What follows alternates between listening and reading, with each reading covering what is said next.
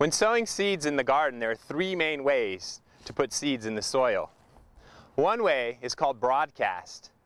It's actually done with smaller seeds, and it's as simple as sprinkling the seeds over your garden bed area. After you've sprinkled the seeds, you can either loosely massage them into the soil, or you can use some other soil and sprinkle it over the top. Usually broadcasted seeds do not want to be buried that deeply. Another way to plant seeds directly in the soil is called the drill method. It's the most common method that kids are familiar with, and it involves just poking a hole and putting a seed in the hole that you poked. One thing to watch for when kids are drilling seeds is that they put the seeds at the appropriate depth. You can find the appropriate depth for your seeds on a planting guide or on the seed packet itself. We sometimes use these drilling sticks, which actually have depths measured on them, so kids could plant holes to the appropriate depth. With smaller children, it's a good idea to use large seeds. These beans are a great example of a large seed, where you can actually lay them on the bed at the appropriate spacing, and the children can come in and drill them into the garden bed. If you don't have a drilling stick to measure depth, you can have children measure the depth of their knuckles and their fingernails in the classroom so that they have their own ruler out in the garden. Or you can instruct children to plant to a fingernail depth, or 1 knuckle, 2 knuckle, depending on how deep you want your seed to be planted. Another way to plant seeds directly in the soil is the furrow method. And it's as simple as scratching a furrow or little ditch in the soil and dropping the seeds into the furrow at the appropriate spacing. Once again, spacing could be found on a seed packet, or it could be found in a planting guide.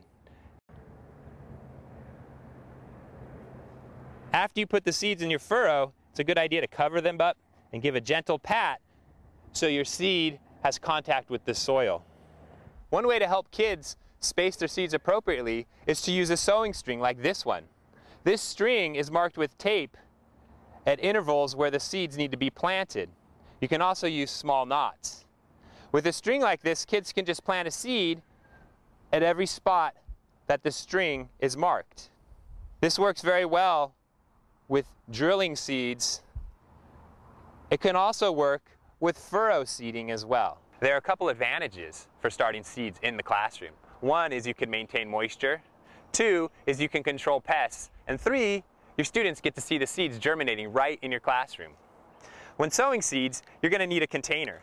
You can use any type of container as long as it has holes in it, or you can find some old nursery trays to reuse.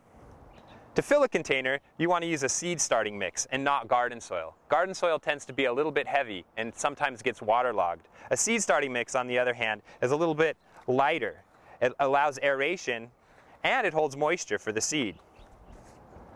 All the information you will need to plant your seeds is usually listed on the seed packet. And remember, have your students measure their fingers so that they can use their finger as a planting guide. For example, this says 1/2 inch deep. I'm going to take my chard seed, and I know that my fingernail is about 1/2 inch deep. So I'm going to put it in 1/2 inch deep and cover it up. Don't overwater. In the classroom, using a spray bottle is a great option to get your seeds to stay moist. Another option for seed starting is to make your own paper pot. All you need is some newspaper and a small can. Don't open the can, and it's handy to mark your can with a piece of tape. I'll show you why. You're going to take your paper and put it right up to the level of the tape and roll the can along the paper. Twist off the bottom, and you got yourself a biodegradable, reusable pot. Fill it with soil, and you're ready to go. These types of paper pots work out best if you actually put them in a tray, or what I like to do is take a milk carton, cut it long ways, and make my own seed sowing boat. I poke holes in the bottom of my milk carton. Another way to make paper pots is with a paper pot maker. You can find these online. They cost around $15. Same idea as the can. Roll your paper up, twist off the bottom, and you're ready to go. Of course, one thing you want to add to your seed sowing activities are labels. All labels should include the name of the plant, the date, and for added bonus, I write a garden wish that I put on the bottom of the seed label and bury it in the ground. Many teachers ask, when do I plant what? And what do I plant indoors versus outdoors? Most of your root crops, carrots, beets, turnips, and radishes, all prefer to be planted directly in the garden. The California School Garden Network's book, Gardens for Learning, has a wonderful seed starting guide. It tells you which plants to plant in the spring, which ones to plant in the fall, how deep to plant the seeds, and whether you should plant the seeds indoors or outdoors.